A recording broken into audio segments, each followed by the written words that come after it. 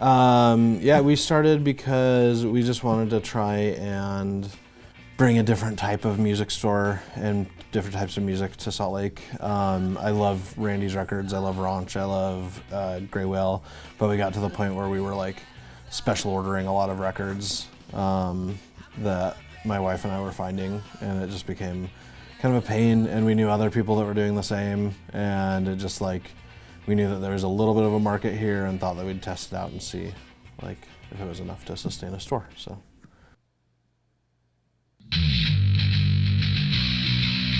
Local DJs, a lot of younger kids that are just getting into music, a lot of people from out of town. We get a ton of people that come in from out of town. The people that come for our shows is a whole different. There's very little kind of crossover in the people that come here during the day and the people that come here at night. And the people that come to our shows are generally, it depends on the show. So like a metal show, we'll get a whole different crowd of just metal kids, and they're awesome.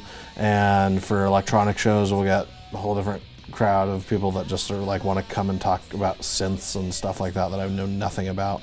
And then, but for our punk shows, there's all the punk kids, and so it's really fun because it lets us kind of see. And you also get the fun times where you get like, we've had a couple kids that started coming here when they were like 14, and now they're almost 19, and we've watched them go through, like, they were just coming to punk shows, and then like one punk show, like somebody had a synthesizer and they like figured out what a synthesizer was, and now they come to all the electronic shows, and it just makes it really fun to kind of watch these kids progress into becoming or into having their musical taste.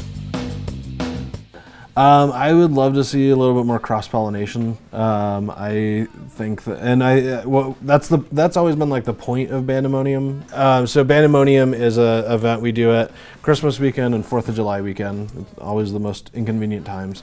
And we have people sign up, and 2 weeks before the show, we pick out 5 people to be in a band together, and then they have 2 weeks to come up with a 5 to 15 minute set. I'm happy with how that's worked and how people have kind of crossed,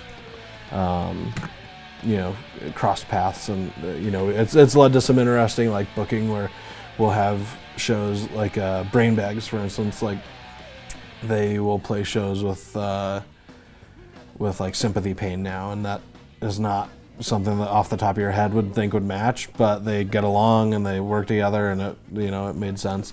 And now their shows the shows are great when they play together. So I think like it's one thing we try to do, where we do kind of mixed shows where it's like electronic artists and metal artists, and